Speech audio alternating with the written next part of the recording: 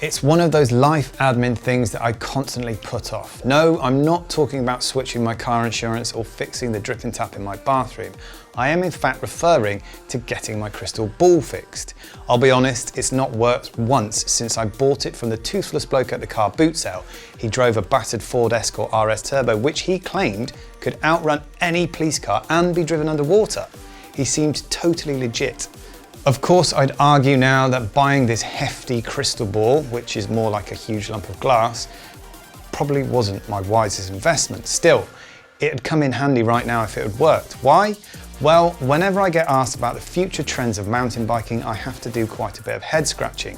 It's not because the industry is moving particularly slowly, but we're definitely at a point where we're seeing more in terms of evolution rather than the brands conjuring up totally new concepts. Where to start then?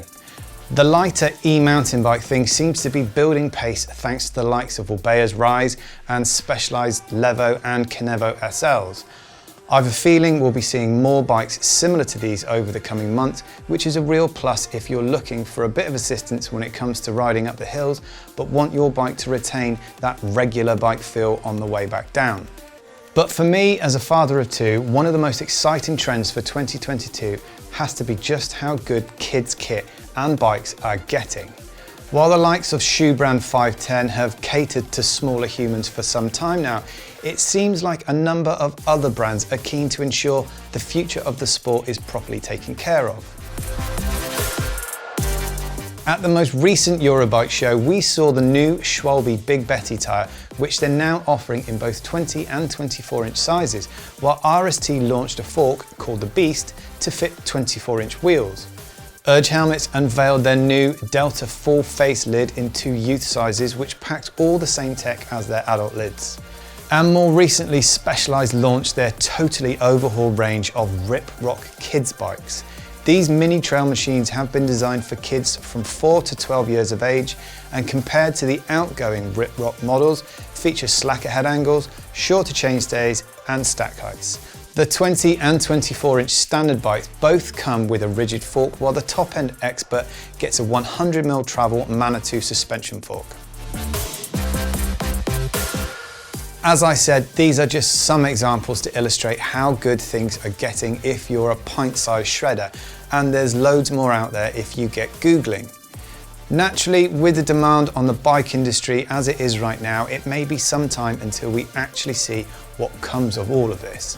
Who knows, maybe we have to wait until 2023 for any of it to come to fruition. Still, we're not exactly in a bad place right now when it comes to tech, so waiting just a little longer isn't going to make riding bikes any less fun. For 2022, I'm interested to find out about how electronic suspension tech is being used in racing. This year, I saw a lot of secret electronic tech being used on the race circuit. Loic Brody ran some form of prototype Öhlins electronic suspension during this year's downhill season. A thumb trigger button on his handlebar and an unknown device hidden under a secretive carbon cover on his Specialized demo were spotted.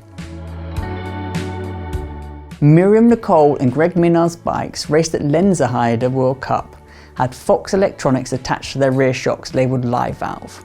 Nicole's bike even had a repurposed Shimano EP8 motor selector on her handlebars. Finally, Tom Pidcock, men's Olympic cross-country champion, raced on what looked like prototype SR Suntour electronic suspension on his black type BMC 4-stroke. I'm keen to see the Olympic champion back racing mountain bikes this summer. Fingers crossed he does, and maybe we'll find out a bit more about that. So, there's plenty of mystery surrounding this tech, but I'd really like to see this develop for consumers in 2022. While the RockShox Flight Attendant was released this year, it was limited to a few specific full bike builds from the likes of Trek, YT and Canyon. It also is currently aimed at trail riders whom RockShox thinks will benefit the most from it. However, it will also be super interesting to see if the Trek Factory Racing Enduro team employ it to hunt possible advantages in an ever-increasing competitive enduro circuit. I'm interested to see what turns up on the race circuit over the next year or two, as that's often where we see the latest tech first. On that note, I'm in the process of testing a whole load of suspension forks, And I'm all for the irony of making suspension products more complicated if it makes life easier for the end user. But will we see frame designs that currently don't allow space for these shocks change to take advantage of this new tech? Or maybe it will be so unobtrusive you might not even notice it's there. I'll certainly be keeping an eye out for this in the future. In 2022, I am most looking forward to seeing further integration on mountain bikes. With recent developments to the Scott Spark and Cannondale Jekyll hiding their rear shocks neatly in the down tubes, I hope to see more clever bike designs like this step into the light for the new year. That might be to the disgust of some mechanics, and probably some of you. But let us know what you think in the comments of these new futuristic looks. Regardless of aesthetic opinions, I think we can all agree that a shock that is hidden lower in the bike will indeed provide an overall lower centre of gravity, meaning that the future of these bike designs will inevitably create a more grounded and well-balanced ride quality. The integration isn't just limited to rear shocks, however. We have also seen bikes such as Focus and their trail bikes the Jam and the Thron furthering cable integration through their cockpits. I don't really see why anyone other than XC riders would be looking at this for its aero benefits, and even then, those gains are pretty minimal. But I just can't help but think it looks pretty neat. And unless you're a bar-spinning, tail-whipping enthusiast, you just might agree, however painful it might be when it comes to the dreaded bike maintenance. Perhaps we will see more bikes of this ilk in 2022, or perhaps not. And finally, the likes of Trek and Specialized have paved the way for internal bike storage options with their mid and higher spec bikes. But now, what I hope to hear is that 2022 will be the year that we see these fantastic space-saving options trickle down to the budget end of the spectrum. Because let's be honest, who wants to carry all those snacks, tubes and tools on their back these days? Not me. What's next? Countersunk aero bottle cages on mountain bikes? Integrated security systems? Pretty cool. Or self-balancing bicycles? Or something even more mental? Don't forget to let us know what you think's coming in the comments below. And for me, it's all about geometry. Geometry has come a long way in the last few years, and there's now an almost unanimous acceptance that for downhill, enduro and trail, longer, slacker and lower bikes with steep seat tube angles are easier to ride both up and downhill. And each step closer to the Goldilocks geometry figures we get has had a marked improvement on how much easier, less breakneck dangerous and more fun it is to ride fast. In my opinion, there needs to be a widespread adoption of this type of geometry that doesn't discriminate between disciplines or rider ability and terrain type, although there are a few exceptions such as slopestyle and dirt jumping. My proposed proliferation of more extreme geometry is based in logic, however. After all, who wouldn't want a bike that's easier and more fun to ride? Now let's do a little thought experiment to single out one scenario to see why I'm such a fan of this type of geometry for all types of bike. Imagine you're about to ride a section of bumpy, rough trail with corners and a steepening of downhill gradient. For some riders, depending on their ability, this might be a double black diamond in Whistler Bike Park. For others, it might be a simple red graded optional section on a blue trail centre run. Now, think about what it would be like to ride a short, steep and tall bike. Each body movement you make, whether that's intentional or accidental, will have a big effect on the bike. If you're a beginner, you might lean back because you're scared, or slightly more experienced rider might because the bike's steering is twitching. Each of these movements will proportionally distribute more of your weight over the end of the bike in the direction you're leaning, because there is less bike in front or behind you, and the higher centre of gravity means it is easier to topple over.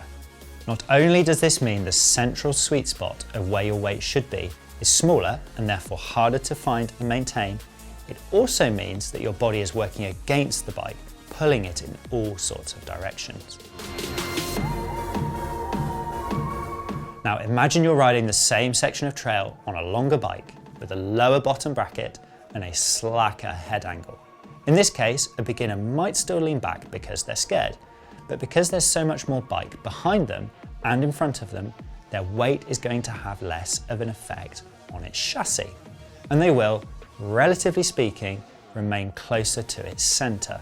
This gives them a wider margin of error and should make riding easier or less frightening, boosting confidence and increasing stoke. A more experienced rider is less likely to want to lean over the back of the bike.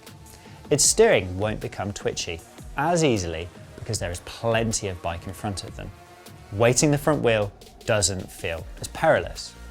This means they can ride more confidently and faster. Although this example is basic, applying the same thinking to cross-country, downcountry, trail or mountain and enduro bikes will only improve matters for all riders. And to top it off, geometry is a free upgrade. It's not like swapping out a basic fork or shock for a more advanced one. Instead, tweaking a frame's numbers is virtually cost-free, but arguably more beneficial than plenty of cost-positive upgrades a manufacturer could make to their frames. I'm hopeful that 2022 and beyond will see the broadening application of longer, slacker and lower geometry across all types of bikes for ability and discipline. I always struggle to pick a trend for this type of feature. Last year, I'm pretty sure it was XC and Downcountry that topped my tips for the year. And in the past, I've talked about tyres and geometry at least a couple of times. Truth be told, I think in 2022 we'll see a lot more of the same. Downcountry really has proved to be a thing in 2021, and I reckon its pace won't slow down in 2022. The Downcountry market seems split between bikes that are XC rigs with a longer stroke shock and fork, and those designed from the ground up to be fast and efficient while still being remarkably competent when the trail descends. Personally, I'm more into the dedicated Downcountry bikes, ones where the design focus has been squarely aimed at doing everything well rather than shoehorning a little extra travel into a race bike. The reality is they suit the riding many of us actually do week in, week out.